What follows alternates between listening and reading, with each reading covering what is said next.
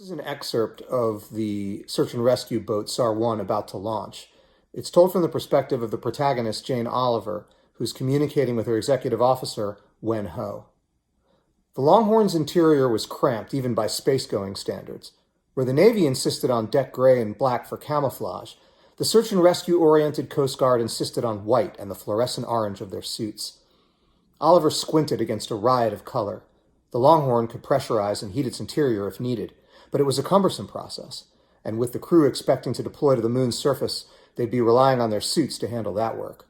"Everybody hold on," Chief said, as the crane hauled the boat up and over the launch bay doors. The boat bay might not have had spin gravity, but the moon's gravity would still exert a pull, and Oliver reached out for one of the super-sized metal hand grips on the boat's roof. She gripped it just in time for the deck to pitch sickeningly under her feet as the crane adjusted, tilting the Longhorn to point nose down at the bay doors. She turned and looked out the starboard side window in time to see Ho closing the airlock behind him. A moment later, a red klaxon flashed. "Venting atmosphere in 3, 2, 1, his voice sounded in Oliver's helmet speakers.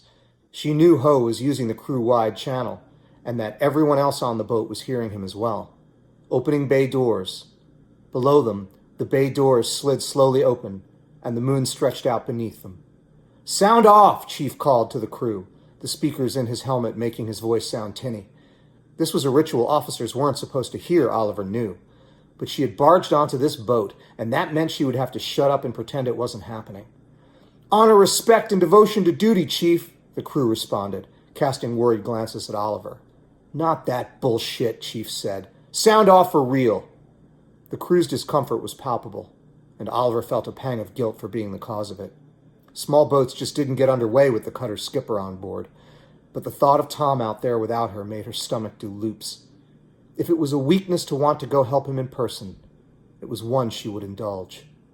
She used her chin to toggle the radio to the bridge's channel. Maybe if she were having a separate conversation, the crew would feel more privacy. "Coast Guard Cutter Aries, Coast Guard Cutter Aries, this is CG 23359 requesting designator." "Sound off for real," Chief said again. "CG 23359, this is Aries," Ho's voice came back over the comlink in Oliver's helmet. "CG 23359 is designated Search and Rescue 1 for mission duration. I say again, 359 is SAR-1. Good luck, all."